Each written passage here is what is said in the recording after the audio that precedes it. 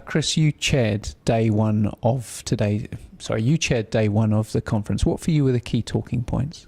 Well, we had several sub-sessions. We looked at all the practices and developments on the main LNG terminals in Europe, which have changed their functions quite significantly over the years. We also looked at developing technology, machinery, equipment, engines, pumps, and ship-shore links, which was, of course, the focus of the whole conference, and it drew it all together. And then, of course, we had various subjects of training and technology development. So it was a quite fascinating overview yesterday in the on what's going on in the industry right now. In terms of the meat of the discussions, was there anything that particularly surprised you? No, not really surprised, because obviously as chairman of the SIGTO committee, I sort of have a general feeling of how things are going on. But what it did crystallise to me, and I think the real function of conferences is to bring people together and get them to stand and look at what's going on. We did this reflectively at SIGTO a few weeks ago, the 50th anniversary. So we had a little bit of a run through of some of the historical stuff, which I alluded to in when I was speaking in the opening of the conference. But what it brought home for me was the way the industry has changed in quite recent times, and quite significantly. So you had, for example, the LNG projects in America were booming 10 years ago, importing. Now they're exporting. And there's a fundamental change in the energy policy in the world of energy in the globe. Not only, of course, liquefied gas, that's one part of it, but of course there's coal and oil and electricity. These are some of the subjects that were touched upon, and then LNG shipping, how they interface with these. And that was, I thought, the most interesting fundamental point of the conference yesterday. So in your presentation, you alluded to the fact that the Methane Pioneer just required 1 page of guidance. You're engaged in a big new building program where on pumps alone, you have to deal with 50 pages of guidance. Mm-hmm. Well, actually 500 on the pump installation. Okay, it's mains, reserves and sprays, so that's maybe 150 pages each. But yes, there's been an explosion in information technology, but the industry has learned how to distribute material more quickly. However, we have the same human beings trying to assimilate it. And I think one of the things that the conference is developing, and it'll come out as we discuss, is training and how people are going to be developed for the industry moving forward. So yes, it was interesting. This 1 page of paper was the famous meeting between the developers and the US Coast Guard in 1956. And the Admiral of the Coast Guard, they basically wrote 1 sheet of paper. But what he said was, it's going to be a double hull ship. And that was said to me by people who were there.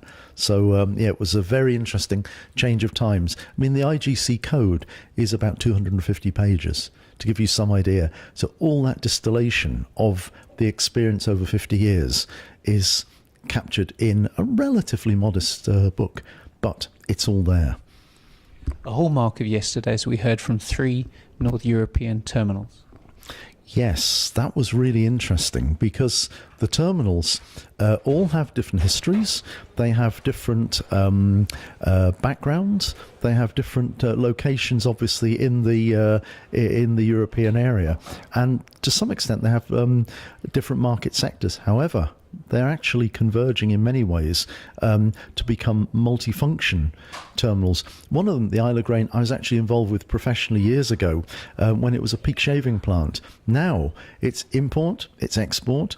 It now runs road vehicles, which is something we never did before from there in British gas times.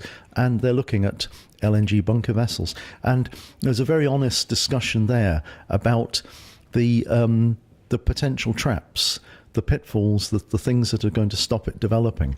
And there was a mention of a cancellation of one particular project, which has affected clearly their investment decisions. So we're at a very interesting, pivotal time on the industry right now.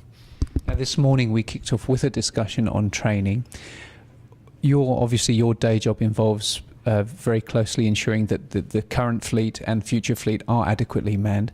What about this idea that Africa could be a source of future manning going forward? Well, we normally, when we're dealing with projects, we look at the question of local people. And that's just normal part of shipping. We have a very big operation in terms of our own office where I'm based in Sierra Leone, and we have for many years. And this is historical.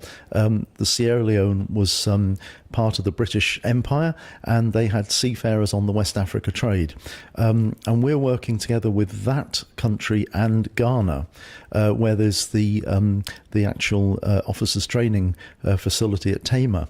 So that's something we're doing all the time. We've been doing this for many, many years. And moving forward, we're not involved directly in any of the African trades, LNG, just at the moment.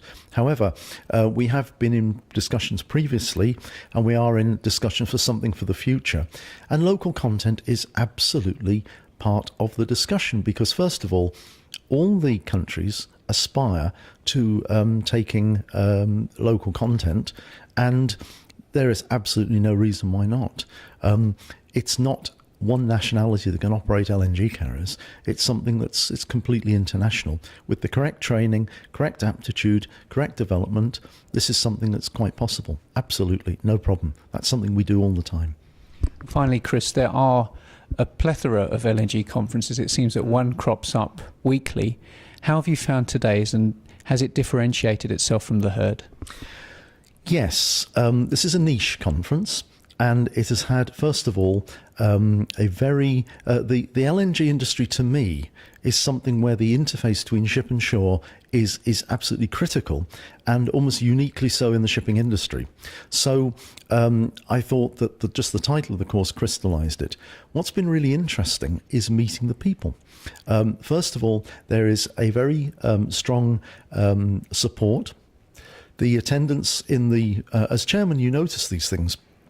The people there listening, they were in the sessions. They didn't just sign up and then go shopping, because this is actually a very good shopping part of London. And this is running in the time up to Christmas. People do think about these things. So the support has been very strong, and the commitment has been very good. And I think this has been a very, very worthwhile conference.